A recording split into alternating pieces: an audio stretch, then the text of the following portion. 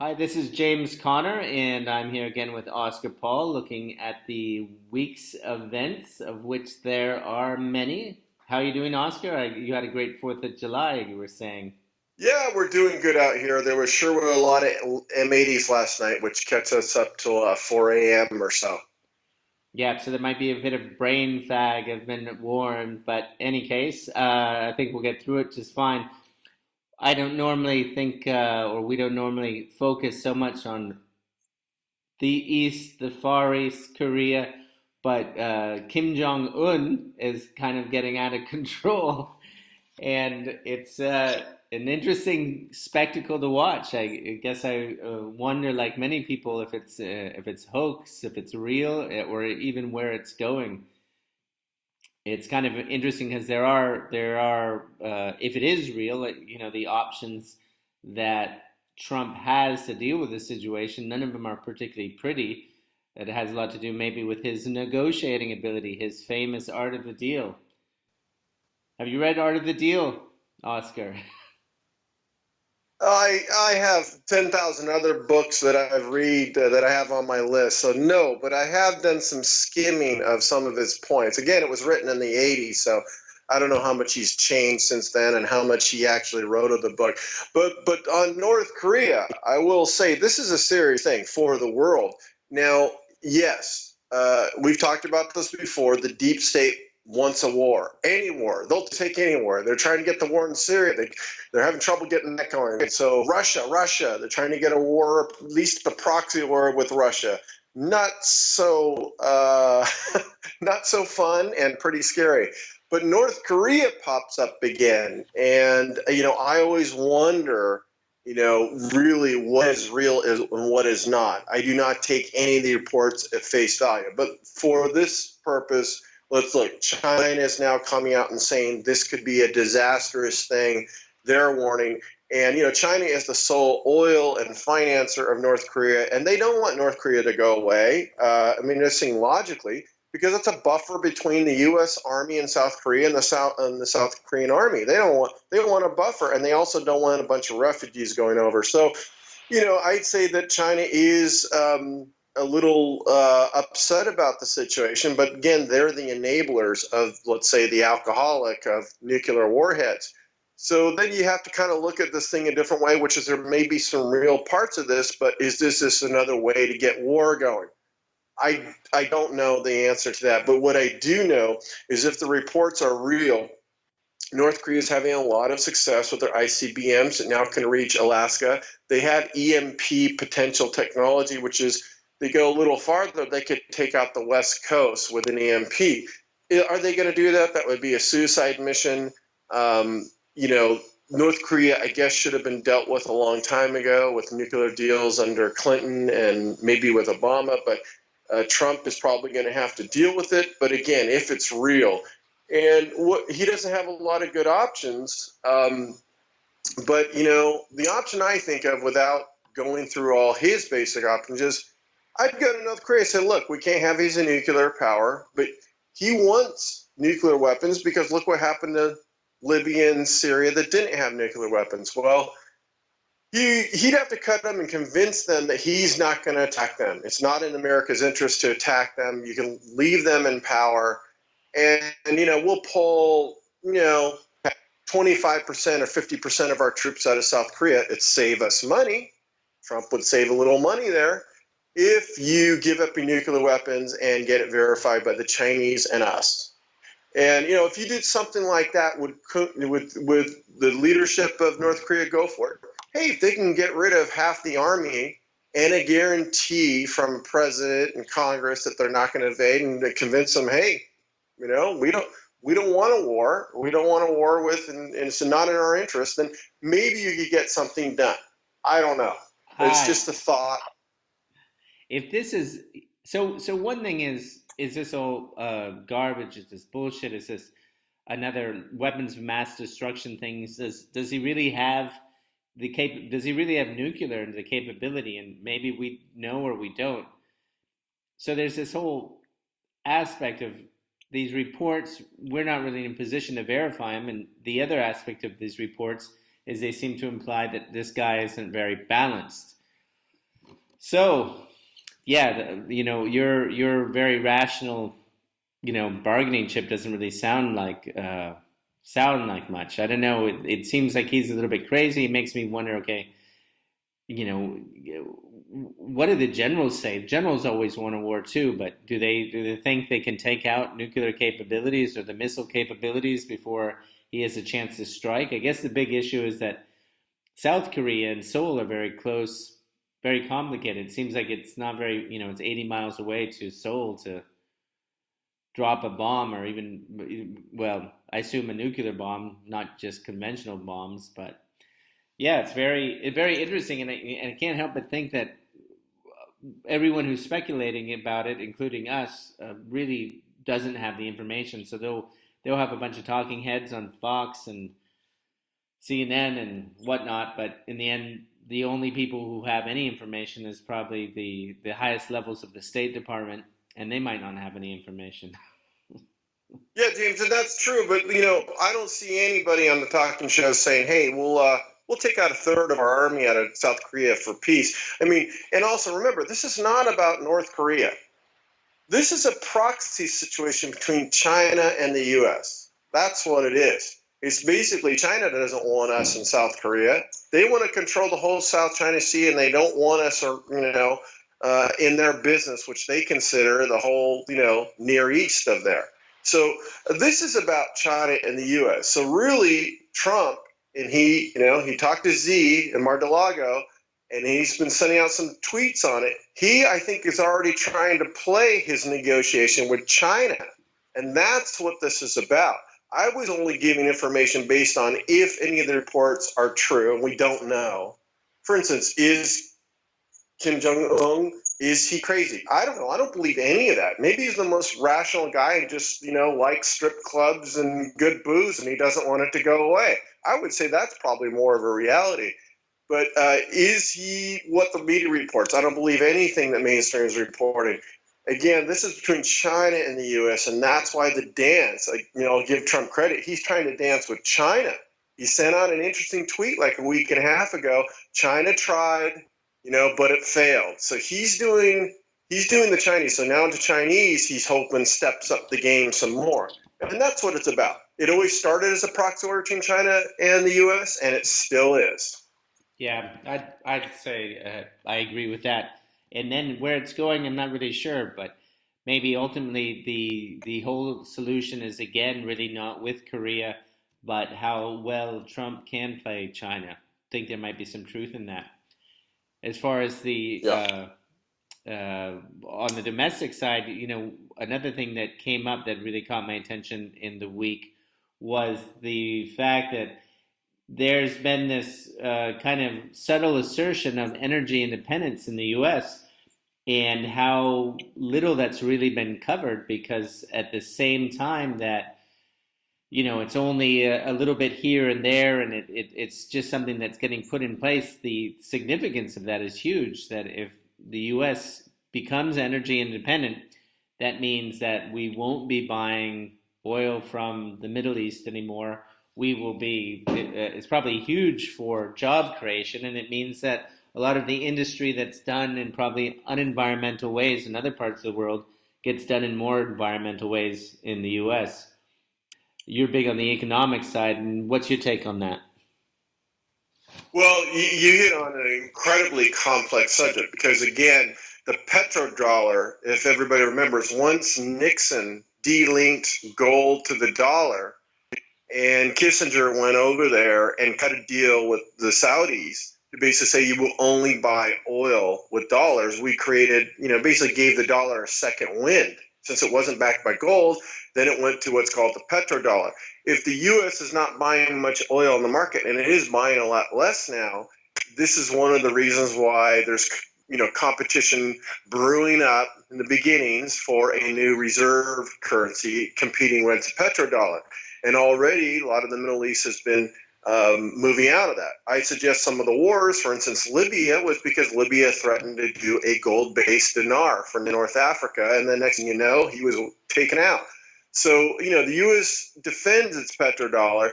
On the energy independence, James, I'm not buying into it. What I do know is with lots of free, or almost free money, and enabled by the Fed and Wall Street, these shale producers ramped up and went crazy and started producing a lot of shale. But if you go dig in and you look at this, you see that they move from well to well. They have maybe, some limited time where it's worth it to get the shale oil out, and then they move on.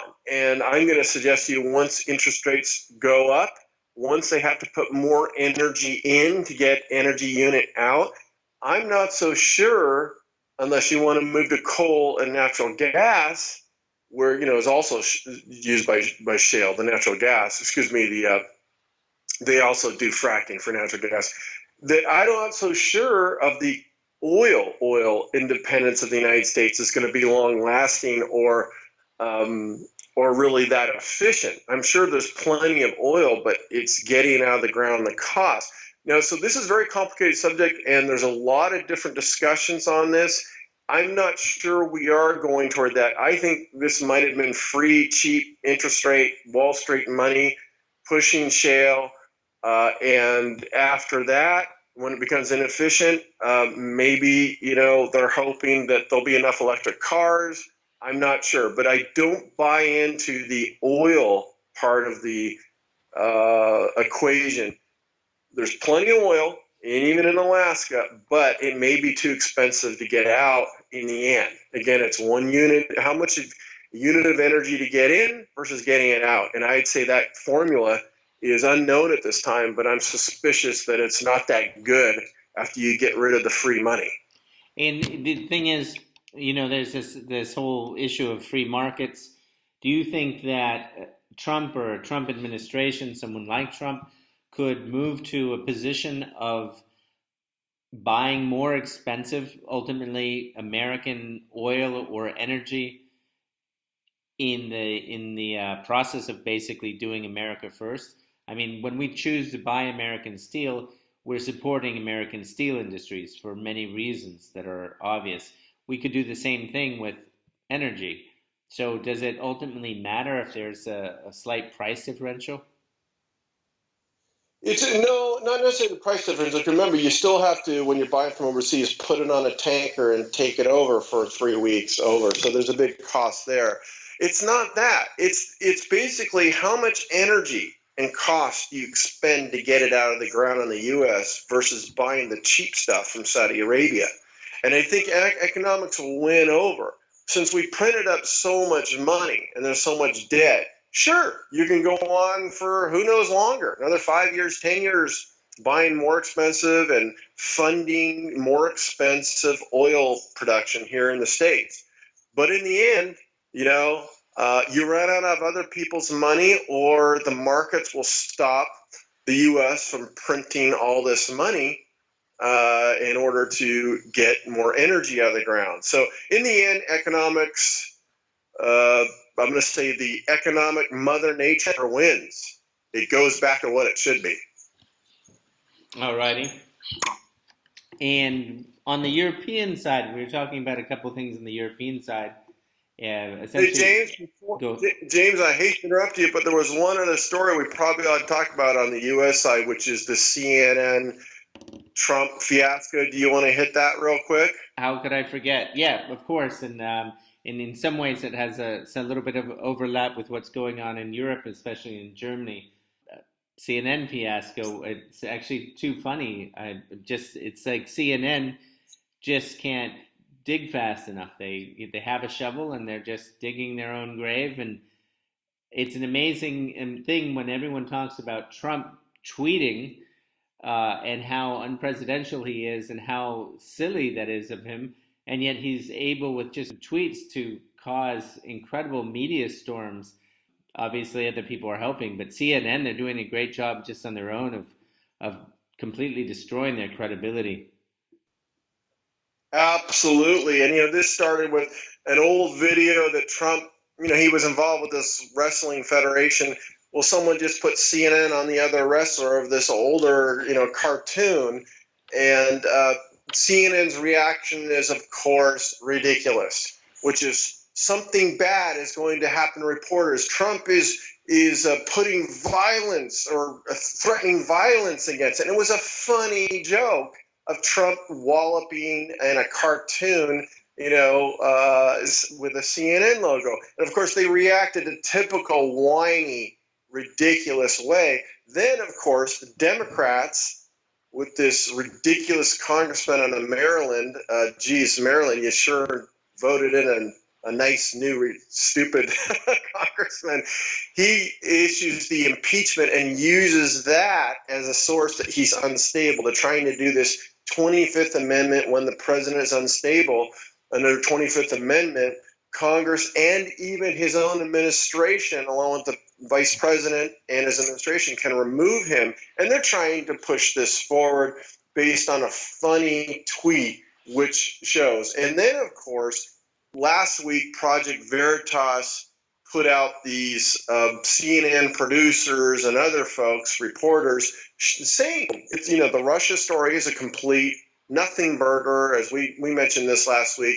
And of course, what happens? And it's very interesting. AP and some of the other big mainstream media are now correcting their stories. Even New York Times came out and put out a correction. And the most interesting one was that the meme of all 17 of the intelligence agencies in America agree that Russia hacked the elections, right?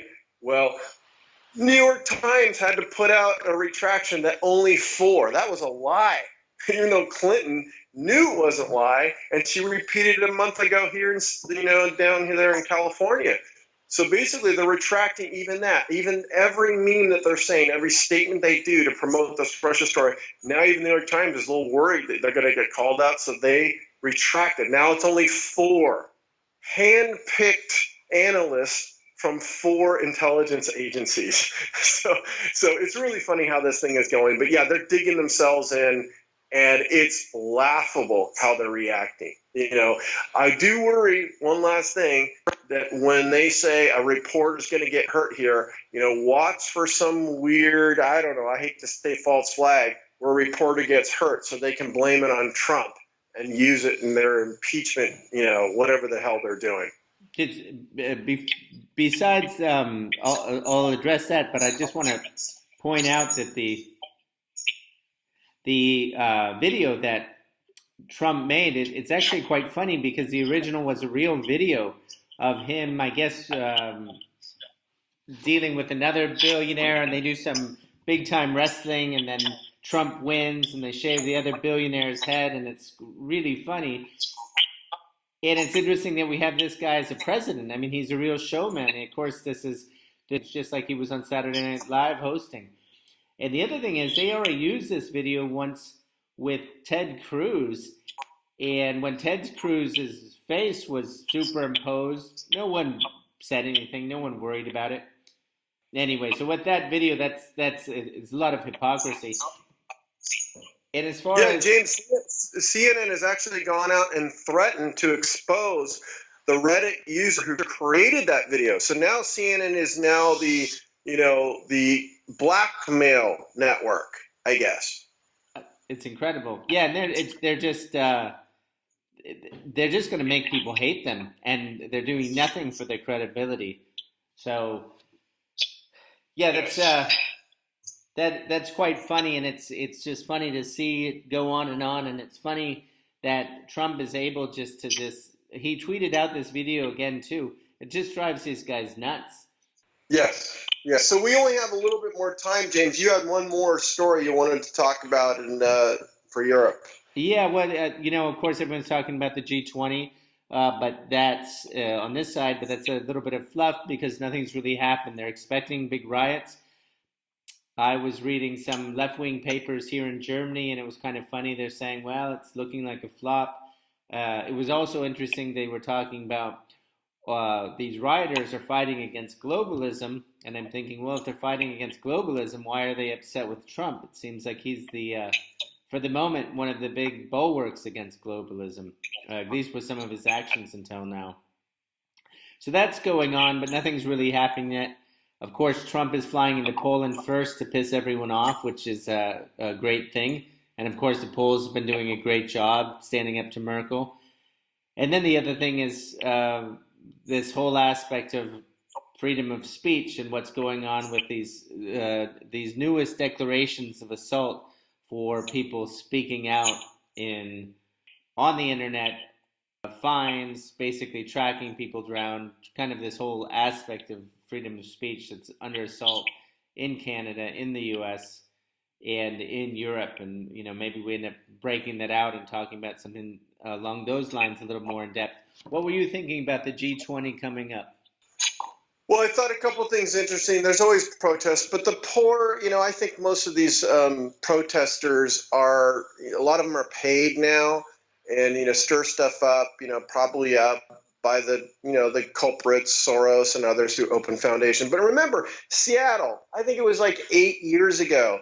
It was almost impressive. They went and they really rioted up there in Seattle, protesting something that was articulated by the protesters, which is we're against globalism. It's destroying our economy, or this and that and the other. Now that you have paid protesters and confusion with this, purple-laced Clinton resist movement, whatever the hell that is, funded by George Soros, they're confused. Serious group cognitive dissonance where they are against globalism, yet they are protesting for the globalist. it's classic. So I just kind of funny. And the other thing is Merkel is going to, she's running, so she's going to be real tough with Trump. And it's just a joke that she's going to be tough with Trump because she may do that for the cameras, but in fact, the Europeans are toning down the Paris Accord because they don't have U.S. money to basically fund all the other countries for this ridiculous, carbon credit development sucked from the rich countries to the poor. Meanwhile, China is funding all these new coal-fired power plants in Africa and throughout the world, while we give them money because we've been bad. Well, luckily Trump pulled out of that, but let the Europeans deal with it. I'm sorry. If they're that stupid that they're going to do that, then, they deserve it. Yeah, well, they're like you said, there's they talk, but then they get into these things where like, well, Brexit, the UK is pulling out, and they suddenly see there's going to be a $20 billion hole in they have to deal with that. Makes them kind of tone down their rhetoric. Same thing with the Paris Accords. Suddenly, if the U.S. is not footing the bill, I mean, it seems like the U.S. foots the bill for a lot of things. The UN, the Paris Accords, I'm just on and on. It's like everyone agrees to something, they sign documents, and then the UN, not the UN, but the U.S. ends up paying for it. Defense, NATO, it seems like there's a long list. Yeah, just as a reminder, James, that secondarily after the Rio Accords, Paris Accords, Kyoto Accords, this is nothing more. And you can go to the UN and read the Agenda 2030. This is equalizing all the countries. How do you equalize the standard of living of all the countries? Well, you have to take and strain off a massive amount of wealth from Europe, America, and any rich country, and pass it on to third world countries through carbon taxes and stuff like that. So the U.S., which is, second largest economy in the world, first, depending on how you measure it, that is off the table. So they have a budget problem, and it makes me smile. Yeah. So, all right. Well, then let's wind it down, and we will touch base again on the news next week. Excellent, James. Have a great week.